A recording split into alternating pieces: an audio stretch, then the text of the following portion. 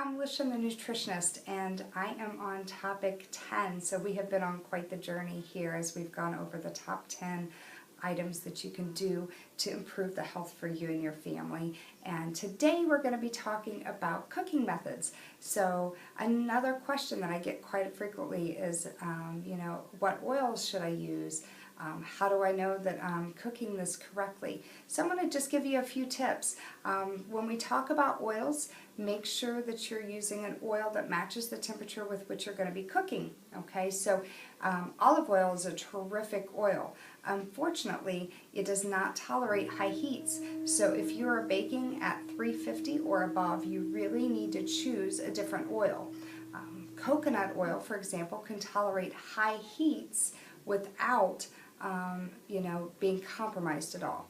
So if you've ever put a little bit of unsalted butter in the skillet and you've heated that skillet a little bit too high and that butter has become brown, you've actually taken a good oil and you have compromised that oil. Okay, so that's what we want to avoid.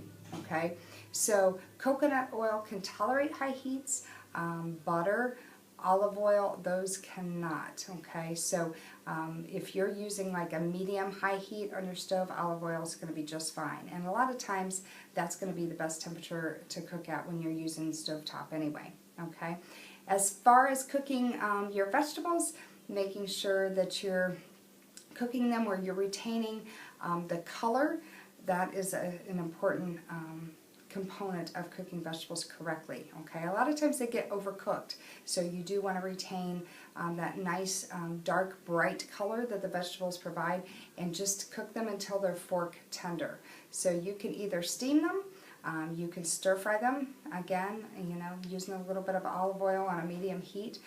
That's appropriate. I do tell people to avoid boiling a lot of the vegetables, otherwise the nutrients are going to leach into that water, and unfortunately then we're not going to be able to get all the value of the nutrients that are in that particular vegetable. When it comes to cooking your meats, obviously we know that baking is always a better option than frying.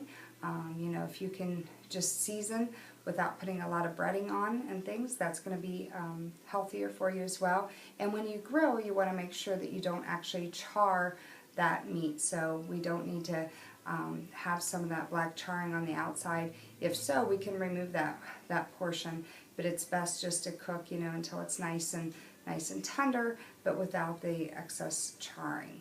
Okay, so hopefully that's helpful as far as some quick cooking tips. I am here to help you any way that I can. Again, my name is Lisha.